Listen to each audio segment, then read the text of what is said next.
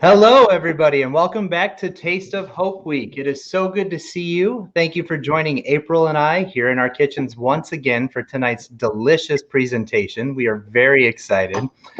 We want to take a moment and just share how much we've been enjoying this week so far. Can you believe it, April? We are at the second half of Taste of Hope Week. We're just 4 days away from the big presentation.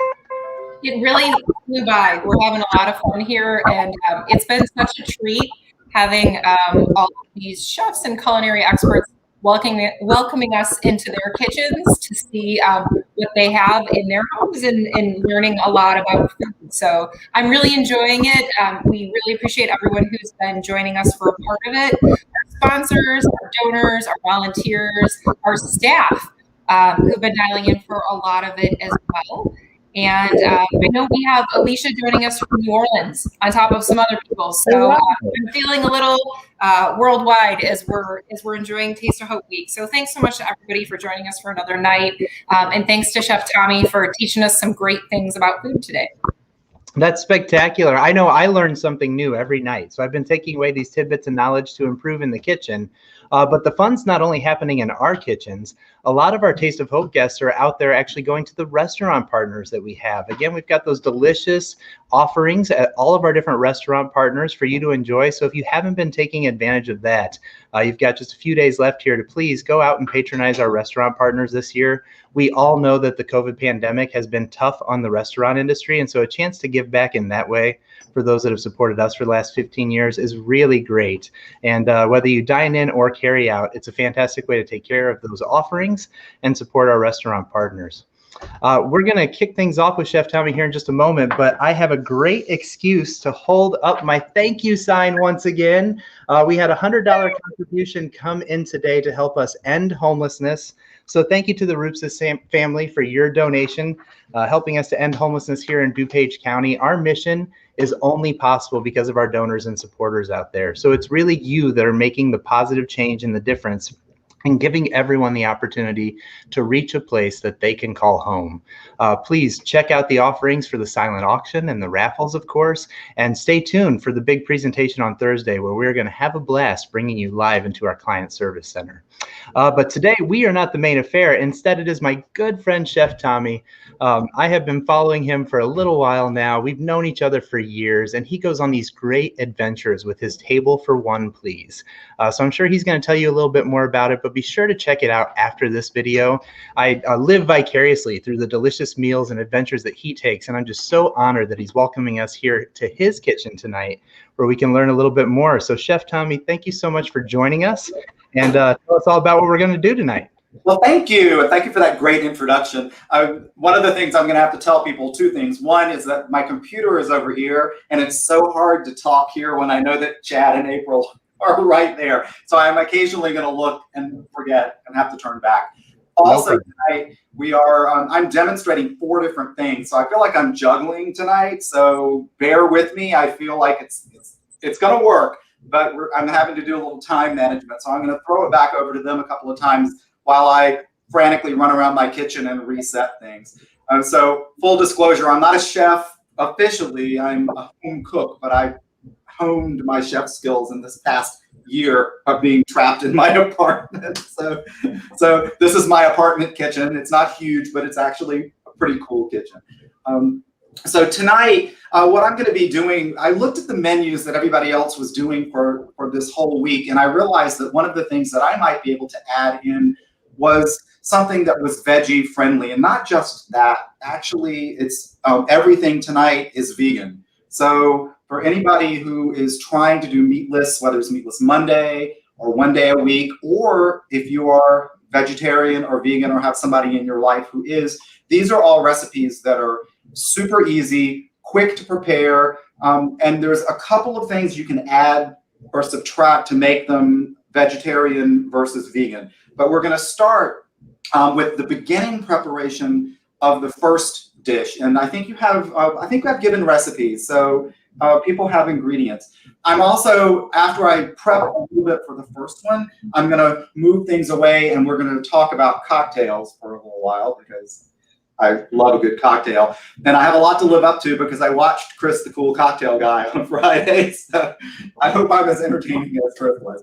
I can't wait.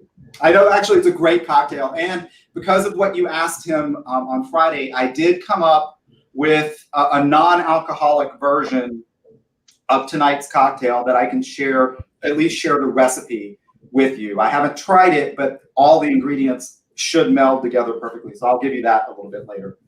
So reset. What we're going to start with is a vegetarian version of a traditional gratin. Now, if you know anything about gratins, like au gratin potatoes, it's a creamy, cheesy white sauce on vegetables that's baked. That's essentially all it is. So because what I'm using as the base tonight is tofu, it's not technically a gratin, which is why I put it in air quotes when I say it sometimes. But the tofu itself, when you make the sauce, it firms up a little bit when you bake it, but it still has a creaminess to it. The sauce I'm going to make can also double as a dip for vegetables. So because it doesn't need to be cooked, it's actually great without cooking. So a lot of times I'll make a double batch, cook a casserole with half of it, and then use the other half as a dip. So what we're going to start with first is really simple. You need 4 cups of steamed vegetables of your choice. I'm doing a more traditional version tonight with potatoes and celery. And I love using celery in this because when your celery starts to get a little bit old, it starts to go limp. And at that point, you're like, what to do with the celery? I can't put it in a salad because it's not going to crunch right. It works great in this dish when it's just starting to get limp. So great way to use up produce if it's just a little bit too old for other uses. So first, I'm going to be steaming the vegetables. I've already chopped up all of the potatoes except just a little bit. I wanted to show you this cool crinkle cutter because I feel like sometimes food is more fun when it looks good. So I like to actually slice the potatoes with this because it gives them this really cool crinkle look.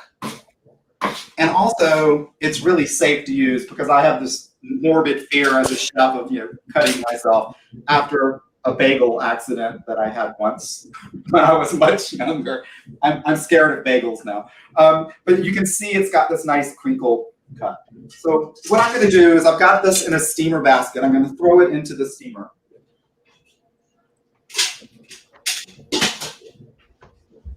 And I'm going to set my timer for well, maybe for 5 minutes. All right. So for the sauce, I'm going to use this little manual food processor because I honestly didn't want to have to search for extension cords, but also it's a really easy, cool thing, and I use it when I go camping and things like that because it doesn't require electricity.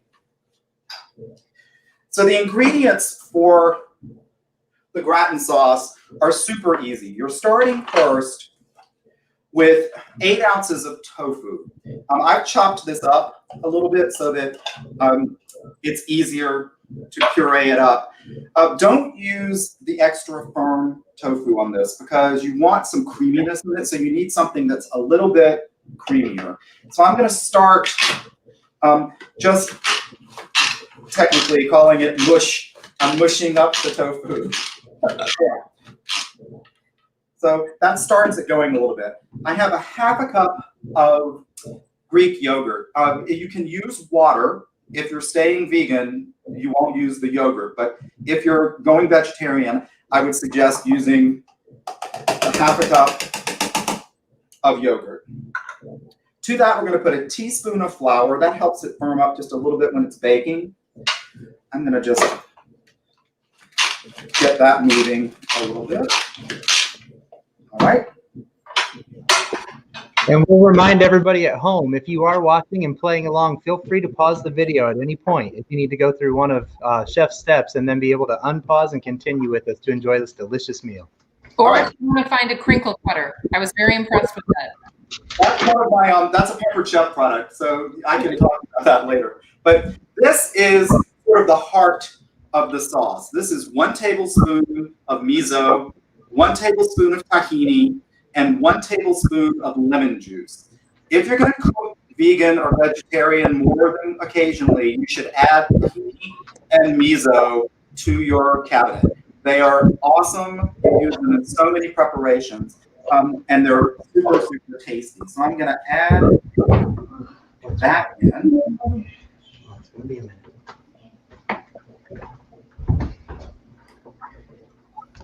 All right, come on. There we go.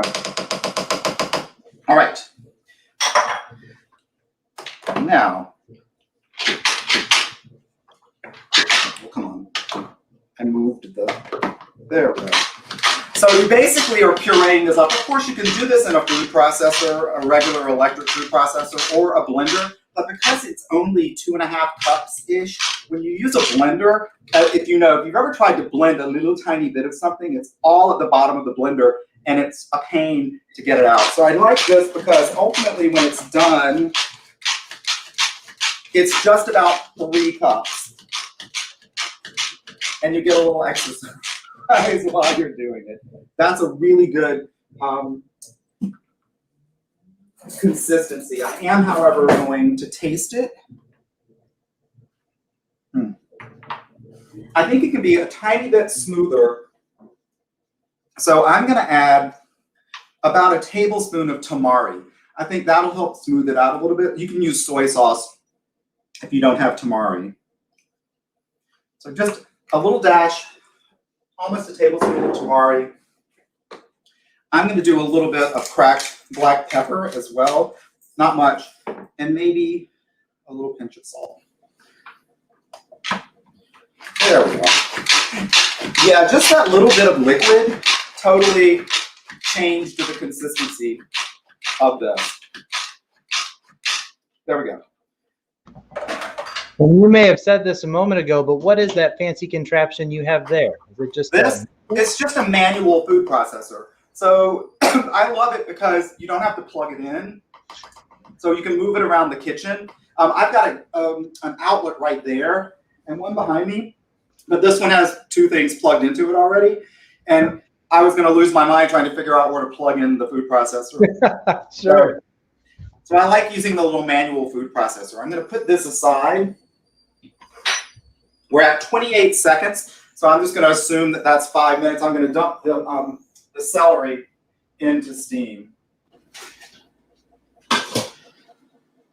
So that's 2 cups of celery to add to the 2 cups, probably a little bit more than 2 cups of potato that I have in there. And I'm going to let that steam for 10 more minutes. When I assemble it, I'm going to use a 2-quart baking dish. It's just the right amount for 2 quarts. Of course, you can use a different size, but this is a really good size for this particular amount. One of the things about this dish that I love is you can use any steamed vegetables you like. I like to use a combination of broccoli and cauliflower. You can use carrots, green beans, gosh, almost anything. And if you want to go for a really traditional potatoes au gratin, use onions with the potatoes. So feel free, mix it up. Just make sure it's about 4 cups of steamed vegetables. When they're finished steaming, you'll see in a little while, I'm going to refresh them under cold water to stop the cooking, and then toss them with some pepper and put them in here. But that's it for right now. So if you want to take it away, I'm going to reset for cocktails, and I'll be back in just a minute.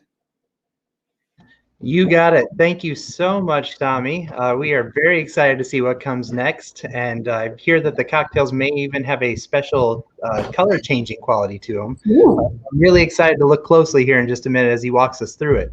But while you and I have the screen for a moment, April, it's a great opportunity for us to say thank you to all the people who made tonight possible.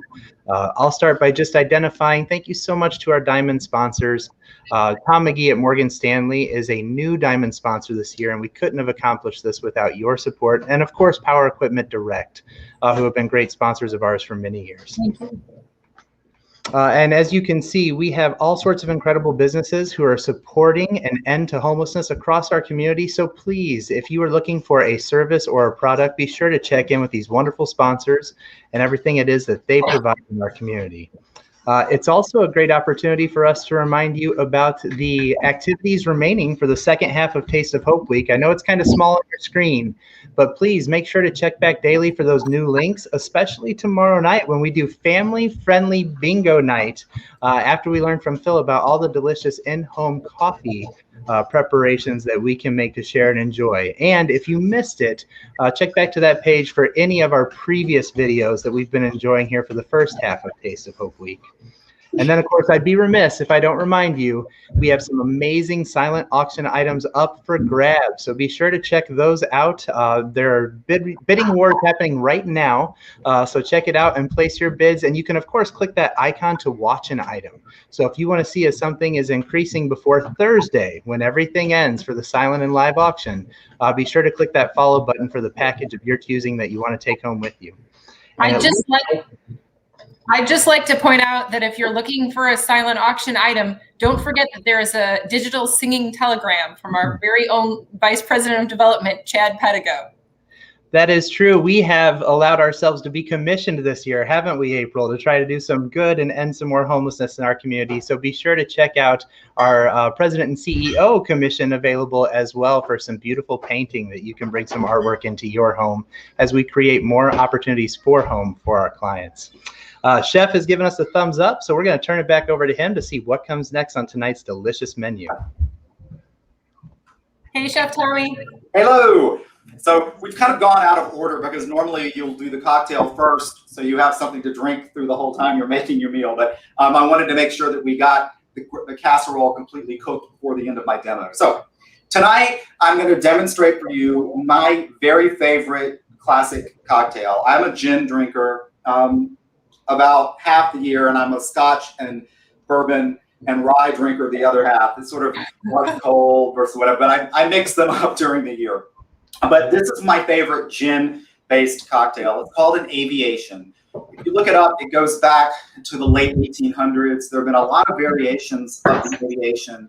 But in the last maybe 15 years or so, it's really come back onto cocktail menus. And there's kind of now gotten to be this standard, new traditional recipe. So I'm going to show you that first. But I'm using some special ingredients that you might not have in your liquor cabinet, but I think they're well worth buying. Chris, the cool cocktail guy, demonstrated something with Luxardo maraschino liqueur to you on Friday. This is a great thing to have in your bar because there are so many cocktails that use this. This cocktail also, however, uses creme de violette, which is a violet-flavored liqueur. There are many, many cocktails you can make with this, but this is the most famous.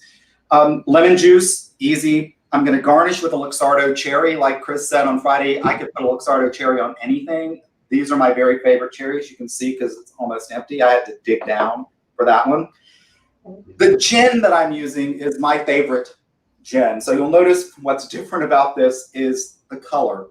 This is a gin called Empress 1908. It's made in Vancouver, Canada.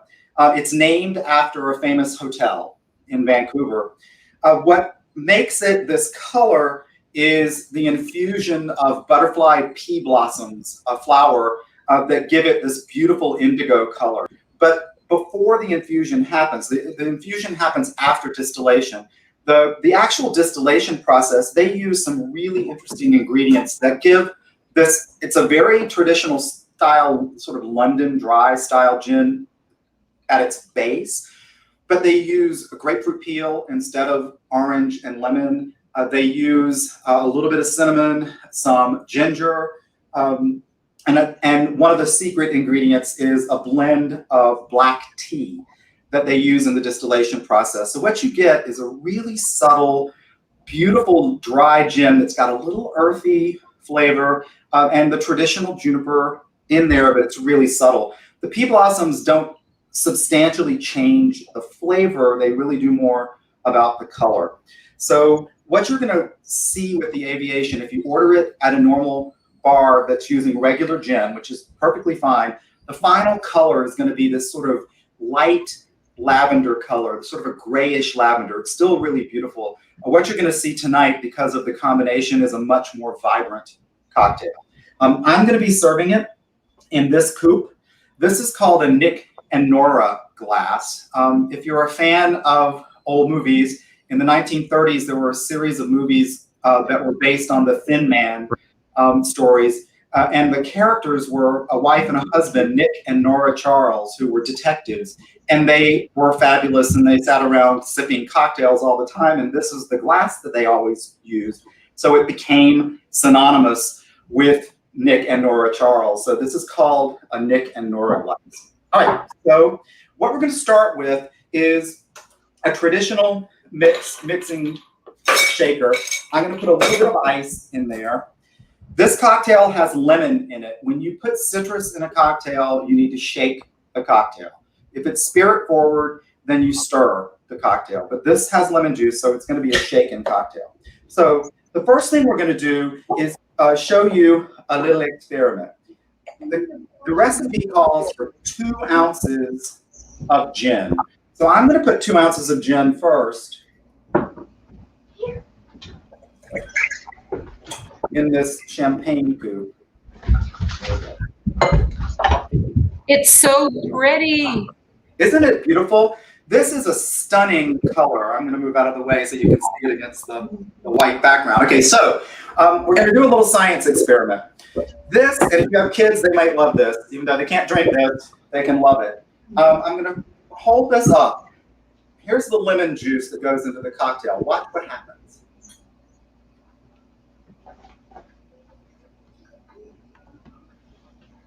Ooh, it's like magic. And it's purple for International Women's Day. It is, actually. And it turns kind of pink. It's like litmus paper.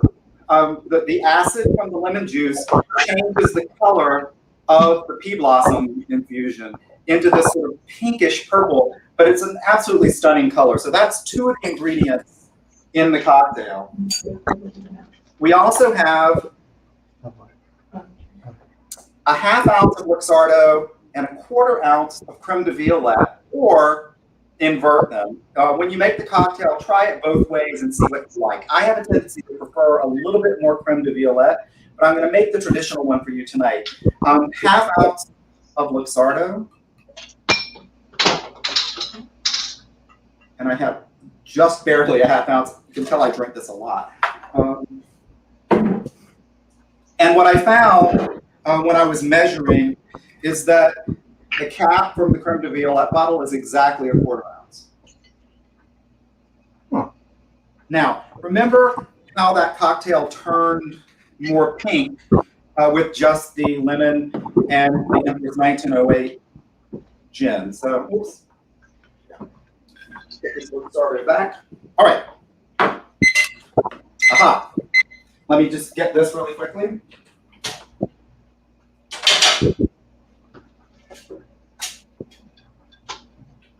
It looks fantastic. I love the steam. If I can just get this out. We're getting hungry just watching you. Great. There we go. All right, I need to refresh that under cold water really quickly. So we're just going to take a little break while I stop this stuff from cooking. There we go. And what is the benefit of refreshing? It stops the cooking process so they don't get mushy before you put them in the oven. You want them to still have a little crunch to them because they're only going to be in the oven for 20 minutes. And if they get mushy before you put them in the oven, they will get mushier, which is a technical term, I guess. So here we go. All right, shaking the cocktail. Making the stupid face that you always make when you shake a cocktail. All right, I've chilled the coop.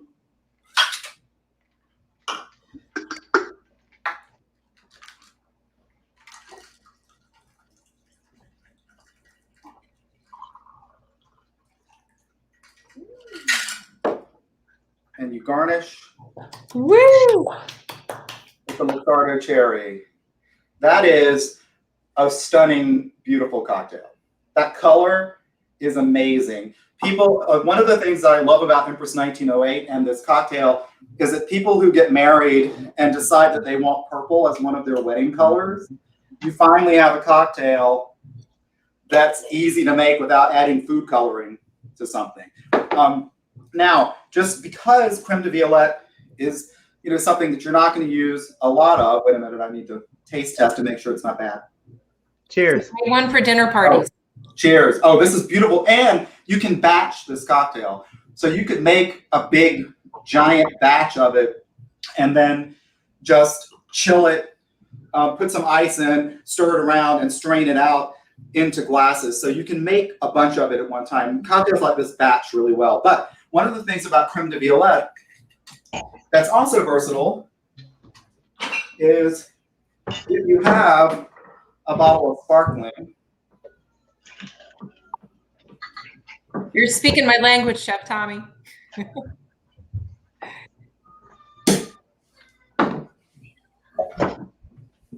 Whoops.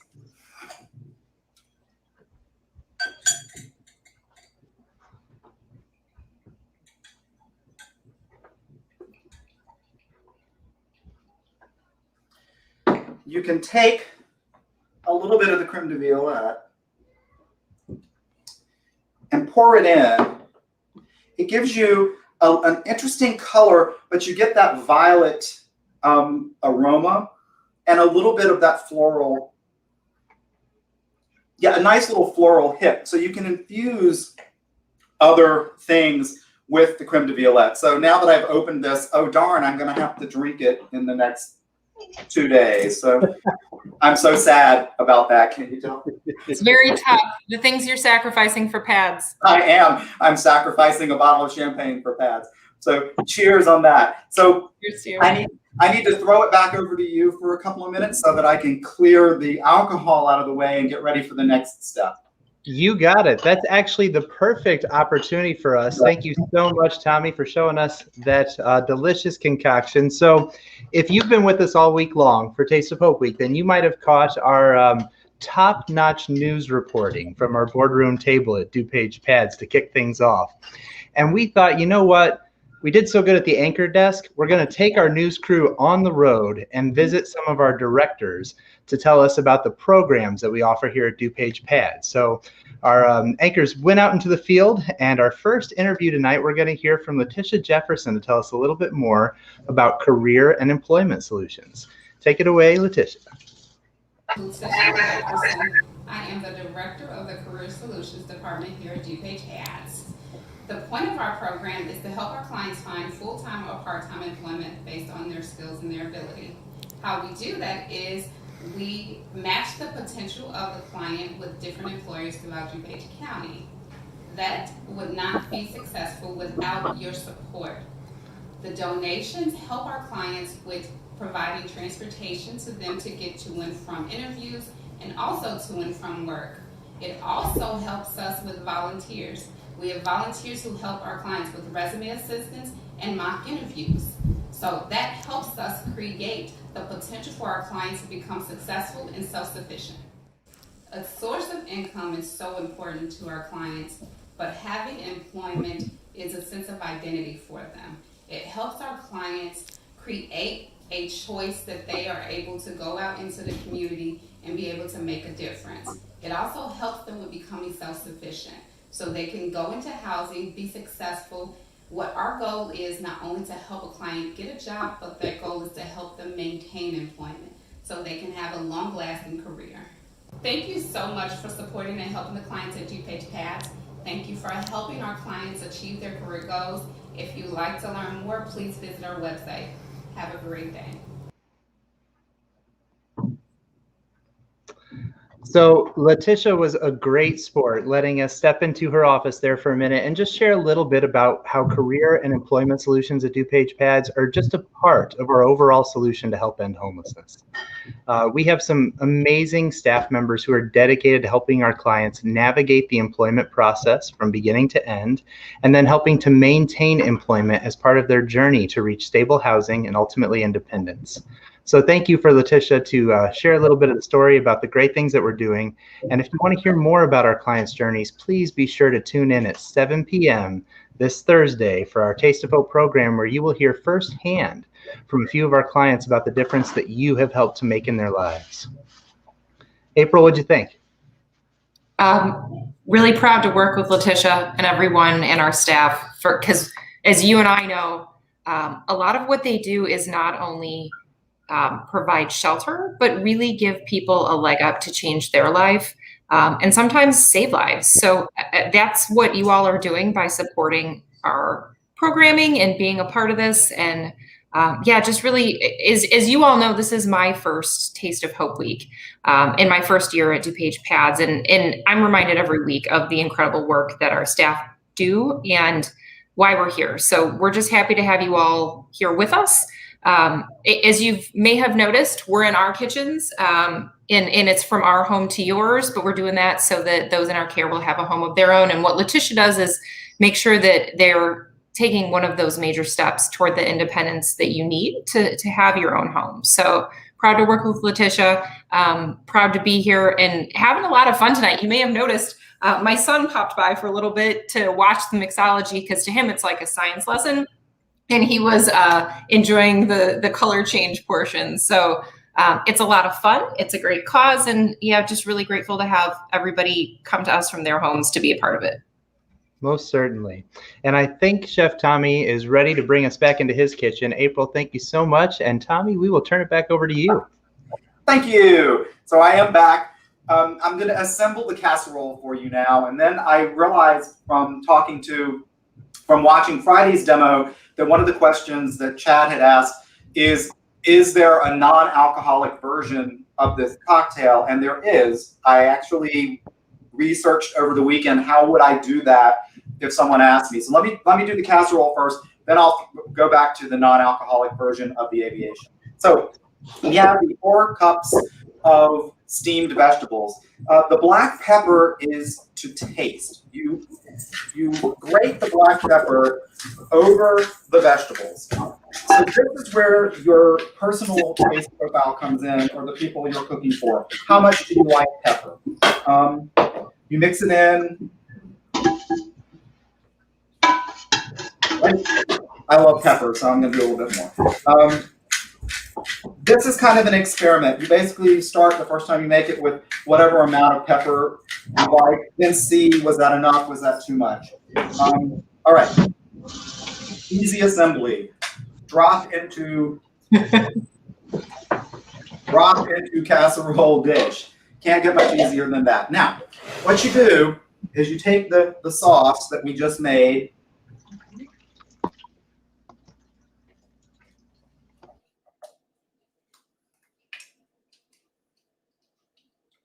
spoon it in, make sure. It's kind of like, for me, this is the savory version of like making cake frosting or something, because now you can lick the spoon afterwards. So I'm not going to throw that in the sink. I'm probably going to enjoy that. What you want to do is basically stir the sauce in gently, because the stuff has steam, so it's not 100% crunchy. You know, it's moving towards being cooked. It is almost all the way cooked. So you don't want to mush anything together, but you just want to make sure that all the pieces of the vegetables kind of touch the sauce. And there you have it. An easy casserole. You can use any vegetables you want. We're going to stick it in a 400-degree oven for 20 minutes.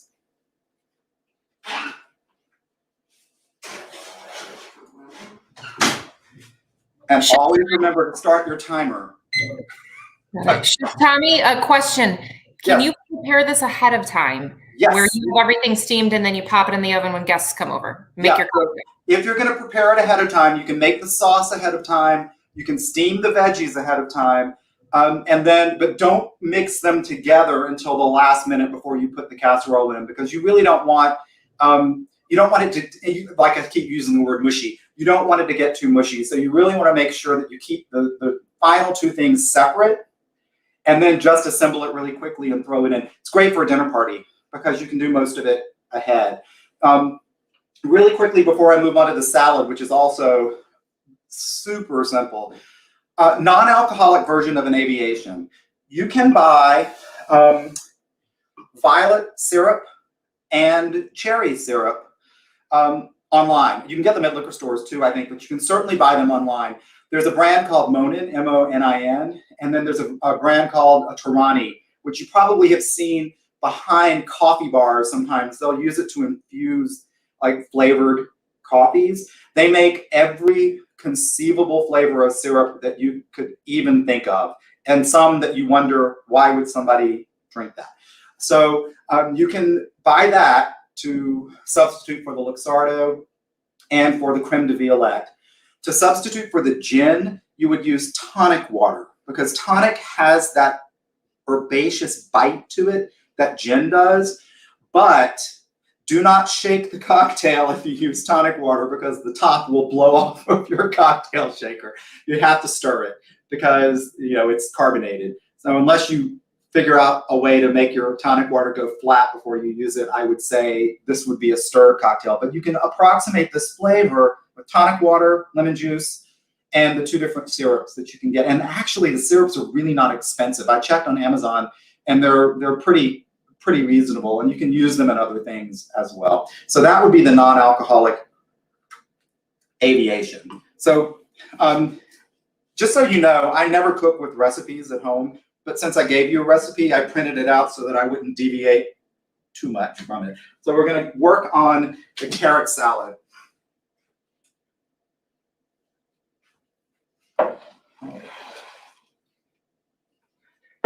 As you're talking about deviations for a moment, Chef, for those of us who are veggie curious, do you have any suggestions about some new veggies or some savory veggies that we might want to try and mix into this casserole the next time we're trying the recipe? You know what I love? One of my very favorite vegetables is celery root, celeriac. If you've never had celeriac, oh, you should try it. It's really good. Like I said earlier, broccoli and cauliflower together are a really nice combo. Green beans always work. Sugar snap peas would be good. Carrots would be awesome in this. Maybe even mixed with something else like carrots and green beans. Honestly, any vegetable that's kind of firm. You don't want something that gets really super soft. So you wouldn't use squash in this, because by the time you steam it and bake it, it turns into a blob. So I would stick with things that are a little firmer, if that makes sense. Yeah, absolutely. Cool. All right. So the carrot salad, super simple. Who doesn't have carrots around all the time? And when they're in season and you go to the farmer's market, you buy these giant bunches of carrots and you're like, what am I going to do with all these carrots? Well, this is a great carrot salad. This is actually a little bit less than a pound. I gave you a pound in the recipe, but I found for me it was a little too much. So this is about 2/3 of a pound. Grated carrots. I actually grated these by hand today because I needed the zen of food prep today. But you can grate them anyway. All right. So the carrots, throw them into a bowl. Then I've got a 1/4 cup of capers. If you get the big capers, chop them up. But these are the little tiny capers. So just keep the little tiny capers small. So you're going to add the capers in. The recipe calls for 2 tablespoons of grated onion or shallot. This is when you would add that. I'm allergic to raw onions, so I won't be adding those in because I wouldn't be able to eat this if I did. But this is where you would add the grated onion, or my preference is grated shallot if you're going to do it. All right, so this is the juice of 1/2 lemon. It's about 2 tablespoons or so of juice. You take the juice and you're going to mix the dry ingredients into the juice. This is 2 teaspoons of curry powder, 1/4 teaspoon of ground cumin, and 1/8 of a teaspoon of allspice. Curry is to taste, because sometimes curry is hotter or milder. You just have to sort of go with your gut on how much curry to use. So you dump the curry in, a dash of cayenne. I use a little tiny dash because I'm kind of spice averse to heat. Salt, and a little freshly ground pepper. You're going to correct the seasoning in a minute. Just whisk that together.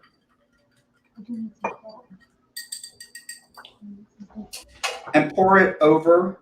We're going to add the oil in a second. But it kind of works better to mix the wet ingredients in first. So you get a really nice mixture. So you can see it's got a beautiful color, and the capers add a nice little salty zing to it, but also a little color. Now, the recipe calls for 2 tablespoons of vegetable oil. I prefer avocado oil, but you can use any oil that you want.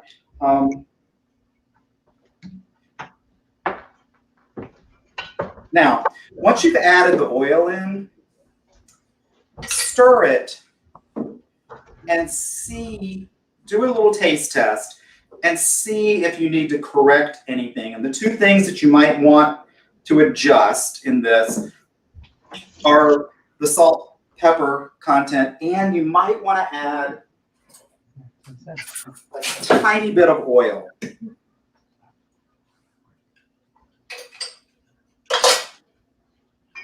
Oh, that's nice. Nice zing. I think it does need a little bit more oil. There we go. All right, cool. So there you go. The quickest and easiest of all salads. The hardest part is grating the carrots, but if you've got a food processor to do that, zing, you've got a salad in 5 minutes. I'm going to plate it up in a little while and show you my favorite way to present it. The one thing you can add to this that I think gives it a nice little elevation is if you're not staying vegan, if you can go to vegetarian, a little dollop of either sour cream or in my case, I prefer Greek yogurt on top is awesome because there's heat from that curry, just a little bit, and dairy cuts the heat. One thing to remember is if you eat hot food and you're like, oh, it's hot, don't grab water. Water is going to make it worse. Grab something with dairy content, something that's going to coat your tongue. That will help cut the heat. So dairy and heat are a nice combination. So this, I will probably put a little dollop of Greek yogurt on top of it once I plate it up for you. But that is the quick, easy curried carrot salad. So I need to throw it back over to you. If you guys can riff for just a moment while I get rid of this and put the fruit in front of me, then we'll come back for fruit. Not a problem. We'll see you again in just a minute, Tommy. Thank you so much. Love it. I don't know about you, April, but I'm always looking for good options to be able to pack in a quick to-go box for lunch and bring to the office. And this is what I'm bringing tomorrow. This is perfect. So true. I'd like to say the best part of my salad is someone else created the carrots for me. I am also fortunate enough to say that someone else created the carrots for me. So we are both lucky in that regard. We want to thank everybody for tuning in and being with us for Taste of Hope Week, of course, and a part of tonight's presentation. We already mentioned tomorrow's excitement with coffee and family-friendly bingo, but we also have one more in-kitchen presentation happening. There it is, the coffee. Sandhill Coffee has been a great partner of ours. If you have not had the chance to enjoy their coffee at some of our events, we certainly hope that we can have an in-person event soon where you can come and enjoy the coffee once again, and we're looking forward to it tomorrow. And then, of course, tune in on Wednesday when we enjoy some seafood and something I'm excited about, how we're going to pull it off here in this kitchen, some Bananas Foster with Chef Terrell. And we're going to have a few more guests in the kitchen studios with us for that, too, that we're very excited for. I'm excited as well. My mom said I need to be sure to pull my hair back during Bananas Foster so I don't catch anything on fire. And I think that is wonderful advice for all of us. So don't forget, if you have long hair, pull it in a ponytail. I also learned from Scott, our bingo master tomorrow, that oftentimes people bring a lucky charm with when they're playing bingo.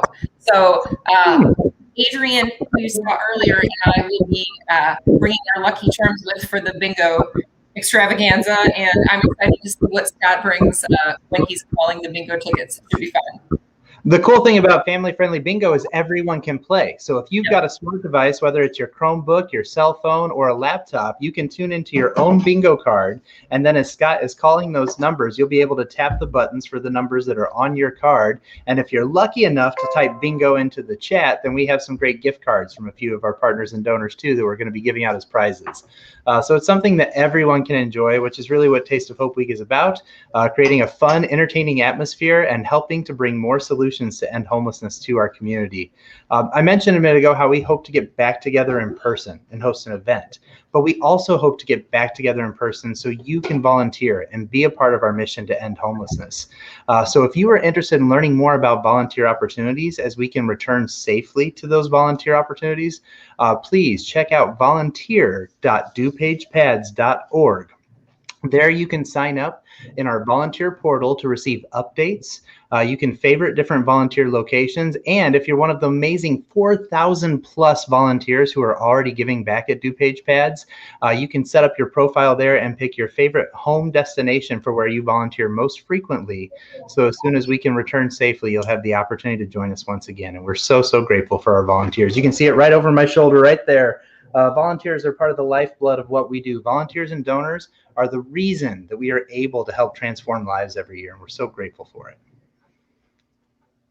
I'm looking for Tommy's thumbs up. I think he's ready for us, so we're going to pull him back into the stream, and I'm so excited to see where we go to next, Tommy. I feel like, I'm one of those like cartoon characters that's been sped up. It's like, thank God for all these prep bowls that I have. These are 3 cup. This is a 2 cup. These are 1 cups. This is 4 cups. So I was able to chop everything up, cover it, and stick it in the refrigerator. So all I have to do is assemble mostly for you tonight. So the dessert recipe that I gave you, if you looked at the ingredients, it looks super simple, and it is. And you might think to yourself, okay, this is just a bunch of fruit thrown in a bowl. How can this be an exciting dessert? Well, it is. It's just a bunch of fruit thrown in a bowl, like an ambrosia or a fruit salad. But what elevates it really is the sauce you put on it. It's a simple combination of honey, lime juice, and freshly grated ginger. And it's the ginger that does the job on this recipe. So it's just an assembly job once you've got all the fruit prepped. So in no particular order, figs. Okay, if you have fresh figs, use fresh figs. Chop them in half. Dried figs, however, I think are awesome. And this recipe I put together because it's all fruit that you can find in the winter. So it's not summertime fruit. This is a great wintry fruit salad. But I used dried figs and poured boiling water over them, rehydrated them, and then chopped them in half. So you can see they're not huge, but they're really nice and juicy, and they're dense in flavor. So you're going to throw the figs, and there's a cup of dried figs that became a little bit more than a cup once they rehydrated. Don't throw away the juice from the figs, because we're going to use a little bit of the juice in just a minute for something else. So you have figs. If you are someone who has never hydrated a fig in your life, how would you recommend going about that? Super easy. You put them in a glass dish or something that's heat proof, and you pour boiling water over them and let them sit for a minimum of 10 minutes. But what I do is I pour the water over them, make sure it covers them, kind of like when you're soaking beans, and then let it cool to room temperature, cover it, stick it in the refrigerator, and just let it sit there till it's cold. They'll plump up beautifully. If you look at this, they're really kind of juicy. I'm going to squeeze it, and you'll see that they're really soft. They get really soft. I have to eat that now.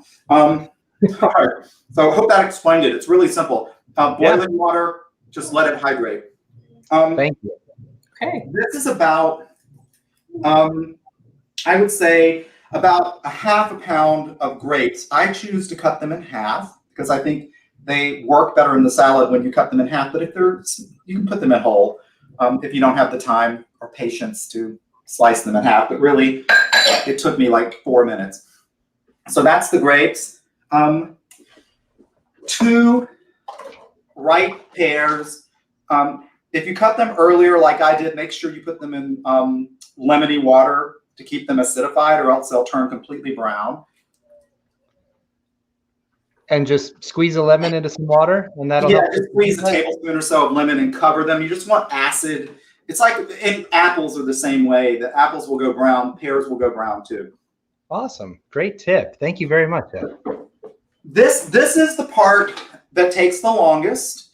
The recipe calls for 2 grapefruits. I discovered that that's really 2 medium-sized grapefruits, and the grapefruits that I found at the store this week were ginormous. They were like the size of my head. So I'm only using 1 grapefruit. But what takes a little bit of time, obviously, is sectioning the grapefruit, getting rid of all the skin, and pulling all of the pith off. But it really doesn't take that long. And this is something that you give to your kitchen helpers who say, "I'd love to help you." You're like, "Here, deal with this for me." All right. So try that with my kids. Yeah. And here's a trick on the grapefruit. Because we know ultimately we're going to be cutting the grapefruit into smaller sections. Once you take the skin off, pull it into 2 halves. So you've got 2 halves of the grapefruit, then slice it in half because you know you're going to slice it anyway. That helps you get to that membrane easier because now you've sliced through the membrane. So it peels super, super easy at that point because you've already cut it in half. So there's that. All right.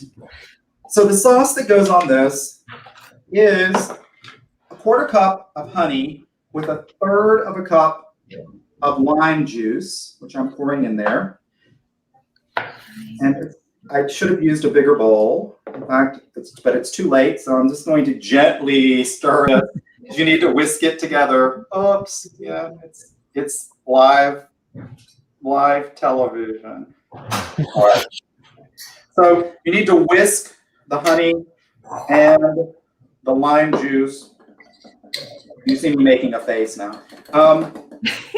And add, this is a good 3 teaspoons of grated ginger. Might even be a little bit more. I love ginger. The recipe calls for 2 to 3 teaspoons. And honestly, take the time to grate it. Mincing it would take forever to chop and chop and chop and chop to get it as small as you want it to. You try grating it because it's going to make your life ever so much easier. Let me get rid of all of this. What I'm really grateful for right now is the dishwasher that's right here in front of me. I'm feeling the same way. Here we go. All right, so you've got all the fruit, and all you're going to do is just pour the sauce over it and incorporate it.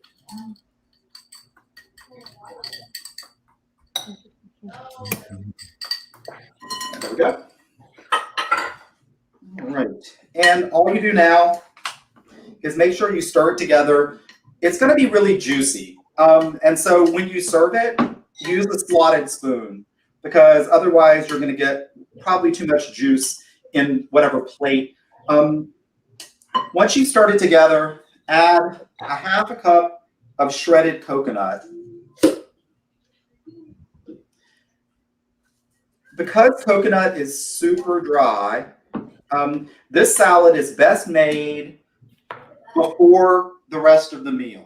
So make it late afternoon, let's say, and stick it in the refrigerator, and that gives the coconut just a little bit of time to soak up some of the juice so that it's not too dry. It soaks it up pretty quickly. So, I mean, honestly, if you did this even just minutes before a meal, by the time you got to dessert, it'll be fine. But I have a tendency to like to make it in the afternoon and let it sit. So there is the salad. We're going to plate that up in a minute as soon as the casserole comes out. But I wanted you to not throw out the juice when you rehydrate the figs, because what you can do is put a little bit of juice in a bowl and a couple of tablespoons or teaspoons of yogurt at the casserole.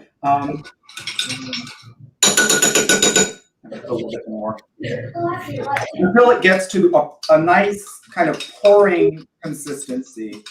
And then what you've got is this really nice little sauce that you can dribble over the top of the fruit. And you haven't wasted this juice that was soaking up all of that fig goodness today. I always hate wasting that. Now, here's a tip.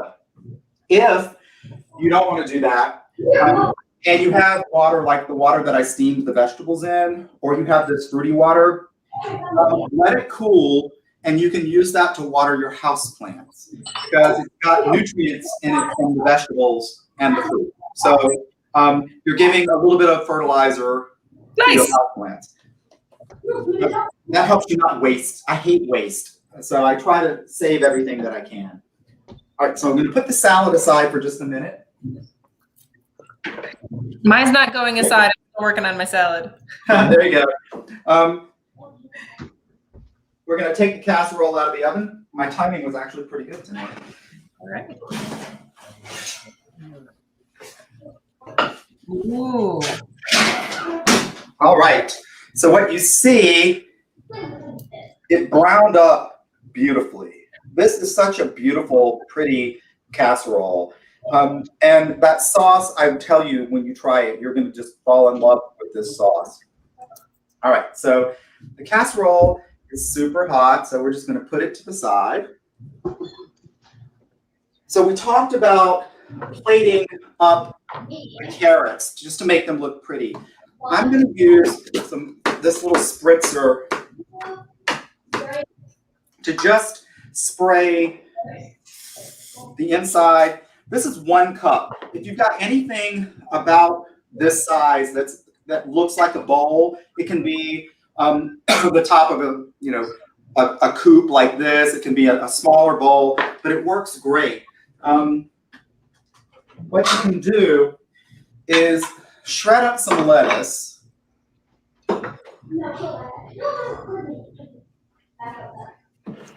And then, if I can find something to do, you know what? I'm by myself in the kitchen, so you didn't see me using my hands, but I'm using my hands. Because it's just me. This trick is great for plating up rice on a plate. Push it down to make sure that it's compact, and then just invert it. Ooh. And there. So for everybody at home watching, if you're trying Chef Tommy's trick, be sure to reference Taste of Hope 2021, TOH 2021, when you take that Helpy from home and then add it to our Facebook event page. We would love to see your creations at home in your kitchens too. So there's your little dollop of Greek yogurt. Yum. Great salad. And it doesn't really need any more dressing because you have dressing in the carrots. So as you start mixing the lettuce in and the Greek yogurt, it's really quite beautiful. So that's that. And then, honestly, simple, less is more sometimes. All you need to do to plate the fruit is just put it on a nice plate. But what this looks beautiful in is a martini glass. Oh, yeah. So you can put the fruit in a martini glass. I'm dribbling a little bit of the figgy sauce with the Greek yogurt over the top of it. And I think it needs one more thing. I think it needs just a little bit of cinnamon. Oh. Give it some color. There we go. Chad would laugh. My spices are all in 2 drawers and they're in alphabetical order. So I can always find what I need. Very impressive. It is actually kind of, I'm kind of retentive like that. But you know what? I never have to search. I know exactly how much of everything I have and when I need to buy new stuff. So, and there we have it. We have our vegetable gratin made with tofu and some amazing spices. We have a curried carrot salad on a bed of lettuce with a little bit of Greek yogurt. And we have a nice wintertime fruit salad with a little bit of Greek yogurt and coconut. And of course, we have the beautiful aviation cocktail for tonight too. Thank you so much, Tommy. This it looks delicious. I can't wait till ours is ready to come out of the oven. We're gonna have to take a picture and post ours later. Yeah, you can get together and do these kinds of things in person again. But you, my Epicurious friend, have done an excellent job. And you may not consider yourself a formal chef, but you have done a wonderful job of inviting us into your kitchen. And knowing that this is a fairly new endeavor for you, just tell us for a minute longer, what are you doing right now and how can people follow you or learn more?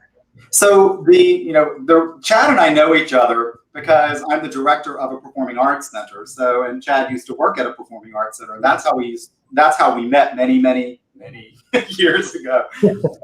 But I've been a huge fan of cooking for a long time. And when I first moved to Chicago, it was 13 years ago. I moved from the seacoast of New Hampshire to take my job here. And I immediately fell in love with the restaurant scene in Chicago. So I started going out, and I was going to restaurants, and my friends didn't want to go because they were like, oh, that's so expensive. I don't want to spend money. And I'm like, well, I'll just go by myself. So eventually, when my friend said, why don't you write about that? So I started to. My blog is called tableforoneplease.com. And I started writing about dining alone and then solo travel and cooking for one, although this is like cooking for an army. So I'm going to be eating this for a week.